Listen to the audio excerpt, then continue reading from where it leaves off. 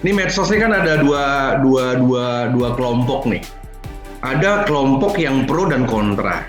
Yang pro itu adalah kalau saya lihat tuh medsos-medsos di Bali yang bagaimana mendukung Ibu Sukmawati pindah ke Hindu seperti itu ya.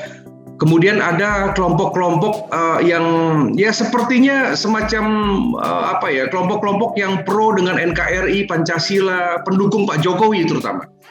Jadi kami ini memperhatikan dari kelompok pro Jokowi, kelompok pro nasionalis, tindakan ibu ini mendapatkan suatu dukungan maksimal sekali, dan mereka secara masif juga melawan pendapat-pendapat negatif. Nah, di satu sisi ada yang namanya kelompok-kelompok yang menguasai sosial media platform, misalkan dari beraliran tertentu, misalkan dari kelompok-kelompok tertentu misalkan ya.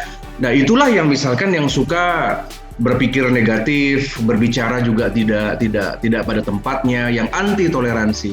Jadi buat saya ini menarik seperti itu, dan tentu saya juga, beliau memonitor, saya juga laporkan ke beliau, dan saya juga cukup menyesalkan kalau seandainya memang ada tokoh-tokoh nasional yang sebenarnya dipatut dan digugu, yang berkomentar yang buat saya bukan karena figur Sukmawatinya, yang mungkin agak anti Pancasila seperti itu. Karena sedari awal saya mengatakan perpindahan agama itu hal yang biasa-biasa sekali, dilindungi oleh konstitusi dan Undang-Undang Dasar 45, serta itu yang wajar saja.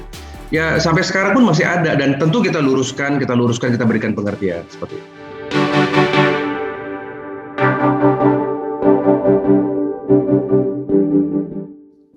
Jadi kalau setahu saya sebelum beliau ke Jakarta, kegiatan beliau di Bali pasca Sudi Widani itu cukup banyak ya, cukup padat. Jadi pertama tentu melanjutkan press conference ya di Istana Mancawarna dan di Soekarno Center. Jadi sudah bertemu dengan para wartawan dari seluruh Bali dan menyampaikan di sana terkait dengan runtutan acara, latar belakang yang sudah kita saksikan. Kemudian yang kedua adalah beliau itu ada merayakan hari ulang tahun beliau ke-70 secara terbatas dan prokes, itu bertempat di Istana Kepresidenan di Tampak Siring.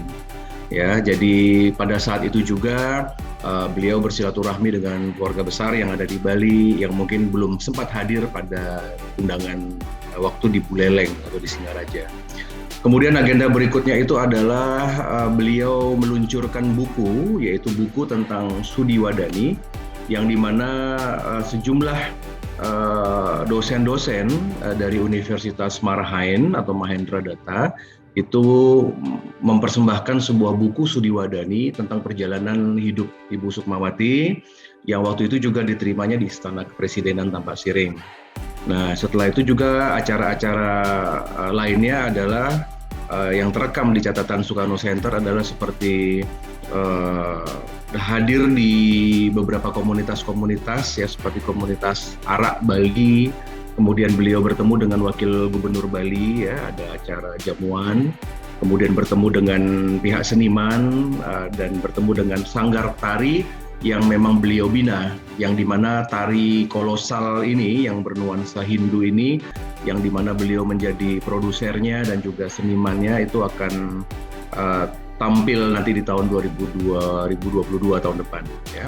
Ya, setelah itu acara silaturahmi dan kembali ke Jakarta, dan terakhir adalah acara di Istana Batu Tulis di Bogor ya, untuk ikut merayakan hari ulang tahun kakanda beliau Bapak Guntur Soekarno.